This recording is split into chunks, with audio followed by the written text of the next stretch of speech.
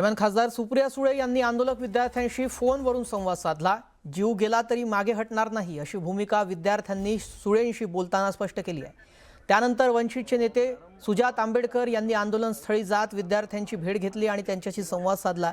राज्यातील वसतिगृहांमध्ये योग्य सुविधा दिल्या पाहिजेत अशी मागणी सुजात आंबेडकर यांनी यावेळी केली। आमदार रोहित पवारांनी आंदोलक विद्यार्थ्यांची भेट घेतली।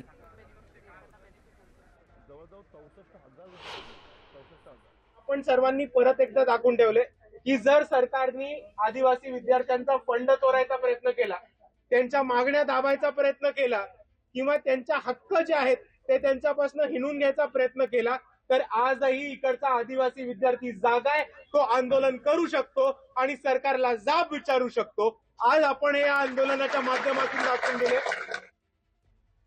तर महाराष्ट्रातील आदिवासी विद्यार्थ्यांच्या विविध मागण्यांकडे लक्ष वेधण्यासाठी लोकसभेतील विरोधी पक्षनेते राहुल गांधी यांनी मुख्यमंत्री देवेंद्र फडणवीस यांना पत्र लिहिलंय।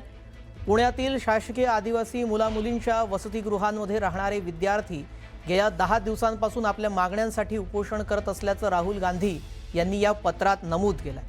विद्यार्थ्यांच्या प्रतिनिधींशी प्रत्यक्ष भेट घेऊन त्यांच्या समस्या जाणून घ्याव्यात आणि त्यावर तातडीने तोडगा काढण्यासाठी पुढाकार घ्यावा अशी विनंती त्यांनी मुख्यमंत्री फडणवीसांकडे या पत्राच्या माध्यमातून केली आहे।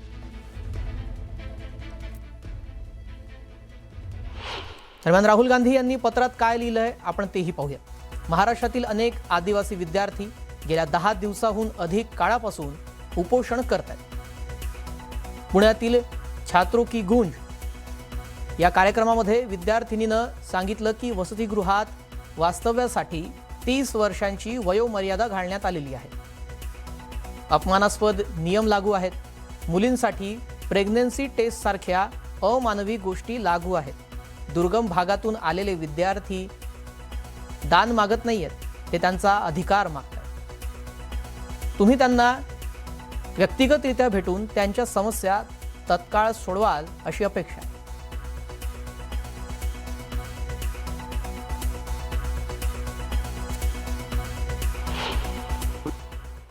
राहुल गांधी यांच्या पुण्यातल्या छात्रों की गूंज कार्यक्रमात मी त्या आदिवासी मुलींची वेदना पाहिली, अख्ख्या देशानं पाहिली। महाराष्ट्रामध्ये आदिवासी पाड्यांवर, आदिवासींच्या आश्रमशाळांमध्ये आदिवासींच्या संदर्भात जो अन्याय सुरू आहे हे महाराष्ट्रात वर्षानुवर्ष सुरू आहे। सगळ्यात जास्त भ्रष्टाचार कुठे असेल तर तो आदिवासींच्या विकास निधीमध्ये सुरू आहे। अशा वेळेला जर राहुल गांधी या देशाचे विरोधी पक्षनेते आहेत, लोकसभेचे विरोधी पक्षनेते आहेत, त्यांनी त्या भूमिकेतून सरकारला पत्र लिहिलेलं आहे आणि सरकारनं त्या संदर्भात त्यांच्या कामात सुधारणा करणं गरजेचं आहे। मुख्यमंत्री आदरणीय देवेंद्रजी फडणवीस यांच्याकरिता राहुलजीने जे पत्र लिहिलं त्या पत्राच्या अनुषंगाने आज मी राहुलजींना जी माहिती अद्ययावत देणं आवश्यक होतं, पण त्यांना माहिती जर कदाचित राहुलजींना दिली असती की ती आश्रमशाळा कोणाची आहे, 100% अनुदानावर आहे, 100% अनुदानावर असलेली अनुदानित आश्रमशाळा 1992ला मिळालेली अनुदानित आश्रमशाळा जर त्यांना वास्तविकता जर सांगितली असती की ती आपल्याच माजी खासदाराची आहे, माजी मंत्र्याची आहे, 3 वेळा निवडून आलेल्या आमदाराची आहे, तर कदाचित तो प्रश्न उपस्थित झाला नसता। तर ती माहिती जर कदाचित त्यांना देणं आवश्यक होतं, एवढीच अपेक्षा होती। सर, राहुल गांधी इन्होंने कहा है कि कई विद्यार्थियों को जो है प्रेगनेंसी टेस्ट तक देनी पड़ती, इस तरीके की जो बात है। बहन जी ये विषय हमारे इसमें नहीं होता है, कृपया करके ये सब्जेक्ट में, क्योंकि हमारी बहन है, हमारे बच्चे हैं, ये बारे में नहीं बोलना चाहिए, ये मेरी। दरम्यान आदिवासी विद्यार्थ्यांच्या मागण्यांवरून संजय राऊतांनी निशाणा साधला तर त्याला नवनाथ बन यांनी प्रत्युत्तर दिलंय। ऐकूयात। राहुल गांधी यांच्या पुण्यातल्या छात्रों की गूंज कार्यक्रमात मी त्या आदिवासी मुलींची वेदना पाहिली, अख्ख्या देशानं पाहिली. महाराष्ट्रामध्ये आदिवासी पाड्यांवर, आदिवासींच्या आश्रमशाळांमध्ये, आदिवासींच्या संदर्भात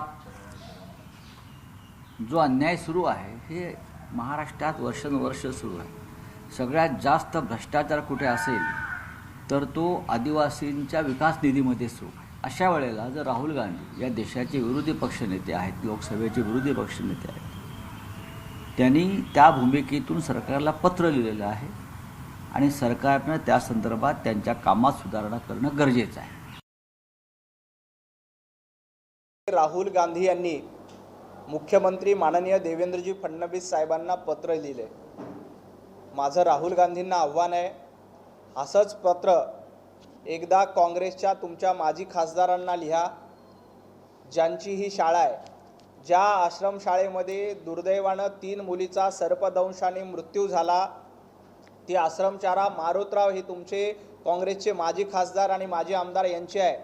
राहुल गांधी यांनी त्या शाळेला भेट दिली पाहिजे आणि आपल्या काँग्रेसच्या माजी खासदारांना प्रश्न विचारला पाहिजे की सरकारकडनं तुम्ही अनुदान घेता, सरकारकडनं पैसे घेता आणि विद्यार्थ्यांना सुविधा का देत नाहीत.